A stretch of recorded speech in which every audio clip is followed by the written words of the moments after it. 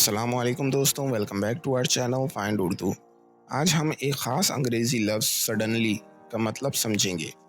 Suddenly का मतलब है बग़ैर किसी इत्तला या इंतज़ार के। जैसे कि अगर आप किसी कमरे में थे और बग़ैर किसी वाज़े अचानक रोशनी चली जाए तो वो सडनली हो गया।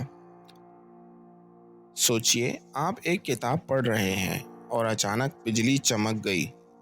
यही एक मिसाल है सडनली का इस्तेमाल करने की।